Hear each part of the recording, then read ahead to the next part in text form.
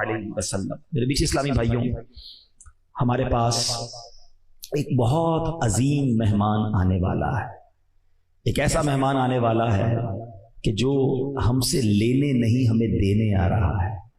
ہمارے گھر پہ جب کوئی مہمان آتا ہے ہم اس کی تیاری کرتے ہیں، اور جیسا کلوز گیسٹ ہوتا ہے اتنی زیادہ تیاری کرتے ہیں، جتنا ریسپیکٹیبل ہوتا ہے اتنی پریپریشن کرتے ہیں۔ مگر ایک ایسا مہمان آنے والا ہے جس کی سگنیفیکنس، جس کی اہمیت کو سمجھنے کے لیے ایک حدیث ہی کافی ہے کہ پیارے آقا علیہ الصلوۃ والسلام فرماتے ہیں کہ اگر میری امت کو پتا ہوتا کہ رمضان کیا ہے تو وہ تمنا کرتے کہ سارا سال ہی رمضان ہو۔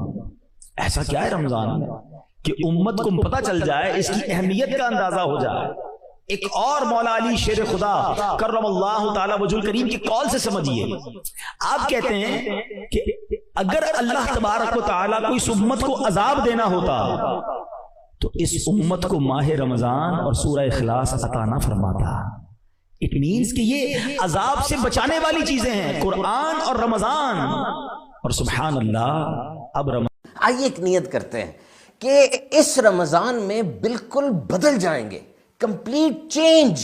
یعنی وہ بندہ جو رمضان میں داخل ہوگا، جو رمضان کا چاند دیکھے گا، اور جو اس کی کیفیت ہوگی 30 اور 29 دن کے بعد، وہ بالکل ایک چینجڈ پرسنالٹی ہوگا، اس کے اندر تبدیلی آ چکی ہوگی۔ ایک مثال سے سمجھیے، اگر کوئی ٹریننگ کرتا ہے، بالخصوص ملٹری ٹریننگ کرتا ہے، پہلے لاپرواہ تھا، کوئی ربط نہیں تھا زندگی میں، صرف 30 دن کی ٹریننگ کے بعد جب گھر واپس آتا ہے نا، اس کی لائف کے اندر ایک تبدیلی آ چکی ہوتی ہے، ایک ڈسپلن آ چکا ہوتا ہے۔ تو دیکھیں میرے بھائی، 30 دن تک یہ رمضان، یہ مسلمانوں نے اس میں اپنا پورا لائف سٹائل چینج کر لینا ہے، اٹھنے جاگنے کے اوقات، عبادات، اور سب سے بڑھ کر یہ بھوک پیاس۔